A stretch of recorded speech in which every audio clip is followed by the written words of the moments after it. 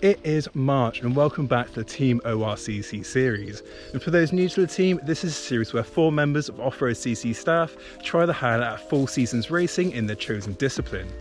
Unfortunately, due to unforeseen circumstances, we weren't able to get our bike checks out this month, but instead Matt Page gives us a sneaky preview of the Battle on the Beach track that Brad will be racing next month. Brad gets even more racing under his belt, and I show Liam some handy mountain bike tricks that should hopefully help him out when his cyclocross season starts. Let's see how that goes.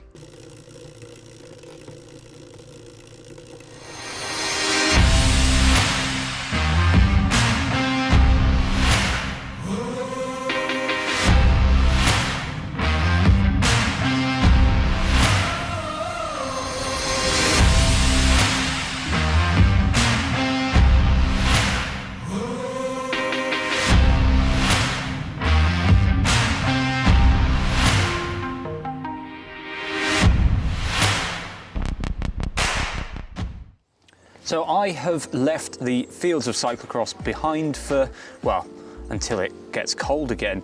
And yeah, it's quite nice to be back on the road. My road season is progressing very, very nicely. Nice, but you'd still have some off-road events to take part in at the end of the year. I do. So how's your bike handling? Yeah, it's a word that's unrepeatable. Okay. It's terrible. So that's a good thing really, because we've come to the Forest of Dean and we've got a couple of mountain bikes with us, so it's a little bit foreign territory for Liam here. But we're gonna hit up the pump track, do some drops, do a bit of tech, and we'll see if we can translate any of the mountain bike technique over to cyclocross. I really need to get my eye back in to the off-road side of things, because you do lose it quite quickly on the road, but it's my favourite discipline to do because it's just so much fun. So, great. Yeah. So we'll head over to the pump track and we'll get you pumping. Let's get going. So we've come to the pump track because there's these things in cyclocross called whips, and that says to me, pump track. So we thought that this would be the best place to get our heart rate up, get ourselves warmed up, but it's also a really good place to start figuring out how much grip your bike has to offer and how to get free speed out of pumping.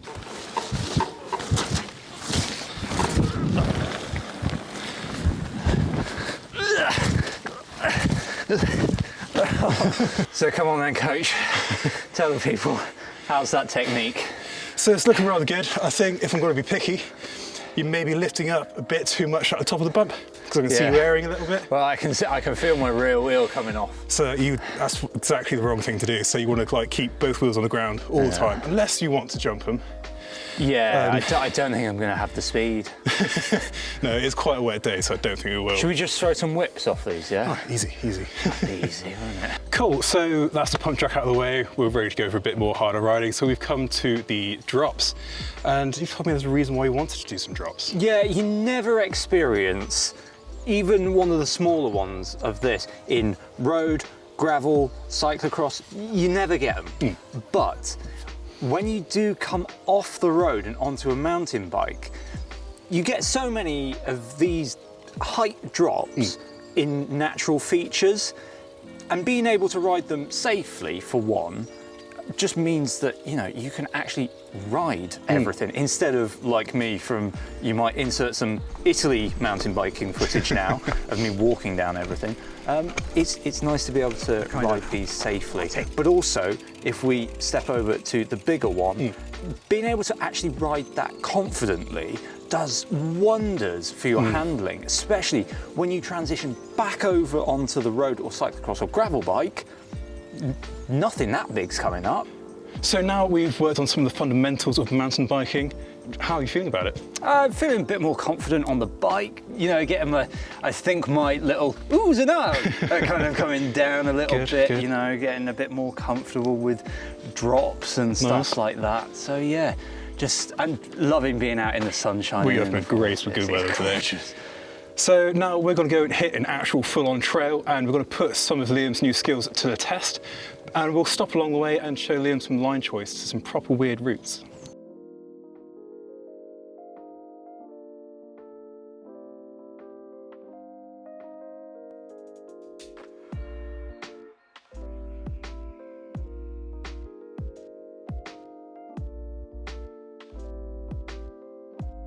Here are a bunch of routes, and routes basically aren't anybody's best friend. Oh, they terrify me. Yeah, so what you need to do, it's all that line choice and trying to pick the easiest, smoothest and grippiest line. The thing that I find most difficult is approaching, especially on a new trail, approaching something like this. There's just so many options. Like, where am I putting my wheels?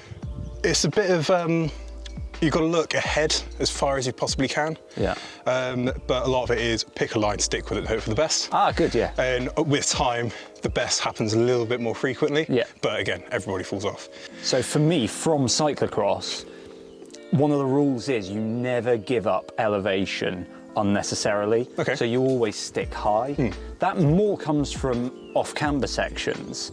It's slightly different, but if I was approaching this, my absolute instinct is to go here, over on the left, because it's the highest and because it means that I can cut down if anything sends me down.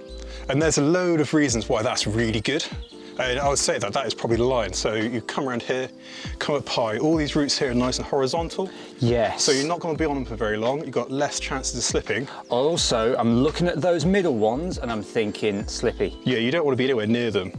So I think the actual line, you come around here, all these horizontal routes, and I would keep going, do a little drop. Yep, can do that. And go now. around. And you can do it now. So would you like to give it a go? Absolutely. All right, after you.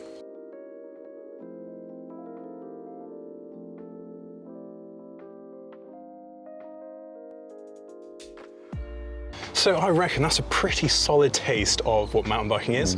And you've grasped the fundamentals like really well. You've got your drops down really well, you're pumping really nicely, and you're going through tech like you've done it a lot before. Oh, well, that's what happens when you're a roadie and you only ride mountain bike in the winter. You just end up riding muddy trails all the time, which I guess is the best for tech development. Maybe I need to get out on some of these things called dry trails.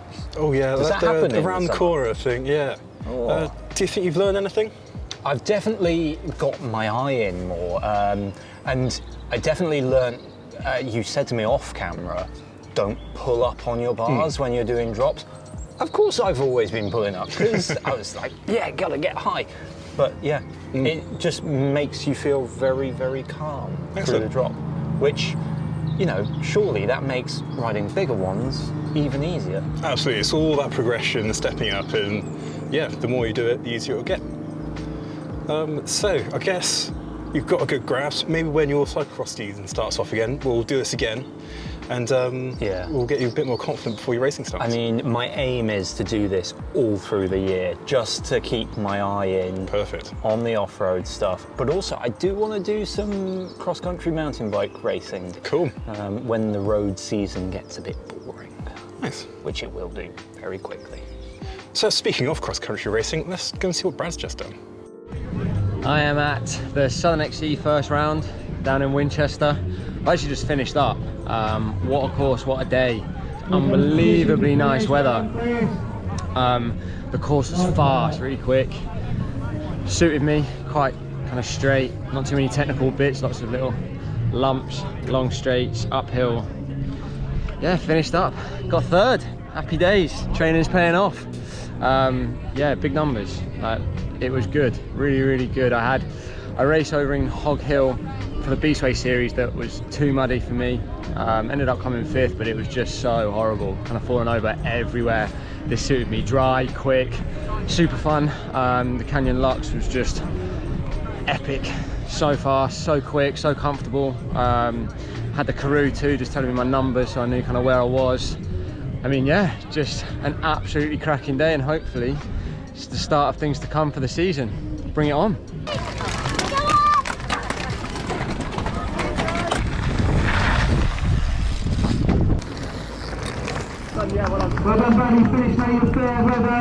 Takeaways from the race though, I need to learn how to count.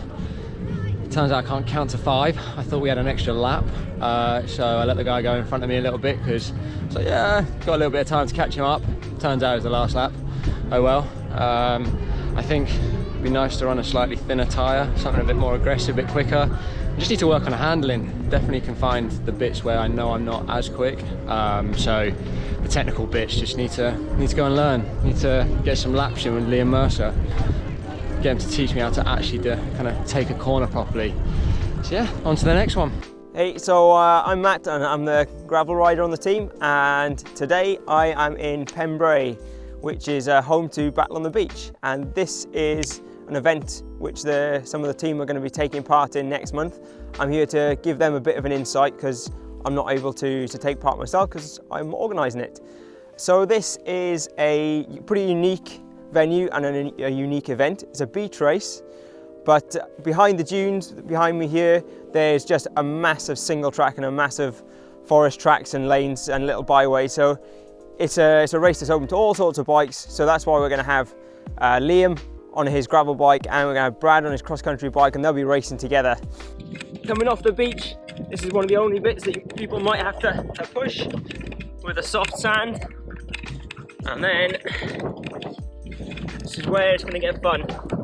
This is now fully rideable. So after the beach, we've got a fast section of forest roads. The surface is really hard and it's really fast. And this just means that it's going to be plenty wide enough to spread people out. And then as we're coming up here, this is where we're going to turn right. We're going to come off the forest road and onto a double track. So we're riding along this really fast section here. It's grassy, really firm, really fast. And now to the first section of single track, turning right here. And this is a really fun, twisty section, really nice and fast. So we're out of the single track and then straight into the Somme trenches. It's quite a wide section, really good fun. Some loose bits of sand here and there. This is one bit where some of the mountain bikes might be slightly faster. Ends with a nice fast section right here. Nearly straight away, turning left. On a slightly different finish to previous years. And then back into the arena. So for laps 1 and 2, so this is the route split point. Laps 1 and 2, you'll be going straight. Lap 3, turning left. Lap 3 is absolutely packed with single track. Straight into another bit.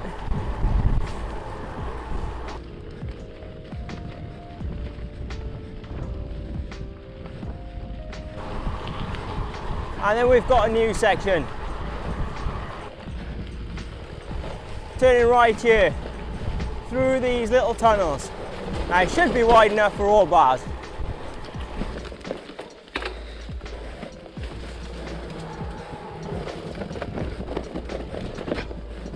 And then the last final little single track section, and this takes you back into the arena and to finish.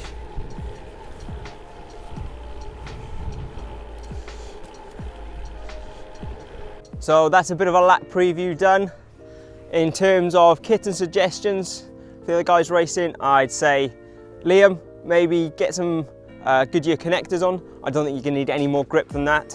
They're a fast, low rolling resistance tyre, and it's got enough grip for the trails that we've got around here.